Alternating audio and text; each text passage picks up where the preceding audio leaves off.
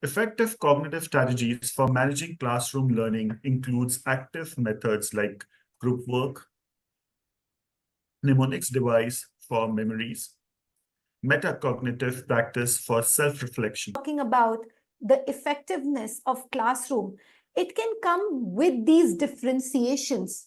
Not all students will fall in the same box when it comes. Important that we focus on the individual student and be sure that we are using strategies that include different, where we do recognize the many differences that our students have as part of their unique person. Of course, teachers can differentiate in a lot of ways. They can do so, as we've said already, through content, through process, through product, and the learning environment. And perhaps on another day, this is a deeper dive we can take with each of these things. We will get into some of this today, but are students ready? Are they ready to learn before we start pouring this new knowledge upon them? Are they interested? If not, how are we going to capture? To do is just want them to get better results and better results. Just think about it. When you were as a student, did you use the same method to study all your subjects? No. Today, we are trying to say that students need blended ways of learning. In various ways, tactile, movement, being able to take breaks. There's a variety of ways that our brain works, and we're not all that square peg, so to speak, trying to fit into the differences together. Giving them solid core content and allowing the students to share big ideas and then narrow down the nuts and bolts, so to speak, of the learning. Because everybody in the classroom comes with their own set of learning needs and requirements, comes with their own set of personalities, and comes in with their own set of learning challenges, all exposed to a lot of knowledge, to a lot of information these days. And there are many students who do not know how to deal with so much of information. They feel overwhelmed. Helping them with their learning styles, getting better categorization of their learning needs and requirements, we're just helping them how to deal with so much of style.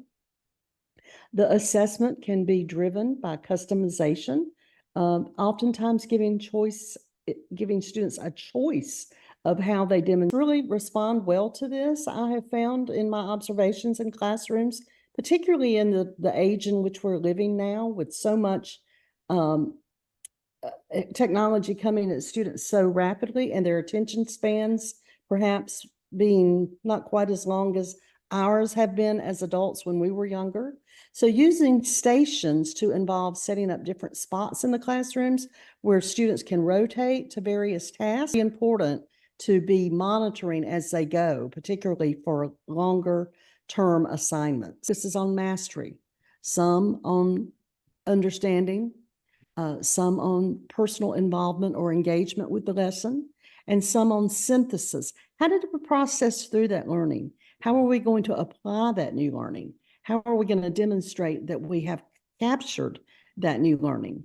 So as a result, each learner has a chance to approach the topic through preferred modalities and also to in order for us to learn, in order for us to conceptualize, in order for us to maintain our progress levels, in order for us to depict better efficiency and achieve our goals, we need to understand the abilities of the mind does play a very important role. So when I was giving the example that a grade 4 student is capable of doing grade 1 level work, there is a big understanding level gap. And that is because some of his abilities never developed. The learning program talks about how we can incorporate play therapy to support the students' emotional and social learning, how we can incorporate physical exercises where they're using their kinesthetic learning, where they're using their visual learning, even for that matter, their whole bodies in coordination with the mind, using of workbook modules which are specific targeted activities for their cognitive deficits, and computer-based activities for their auditory visual stimulation. Hello, Dr. Rebecca and Dr. Sadaf. How can parents support the development of cognitive strategies at home?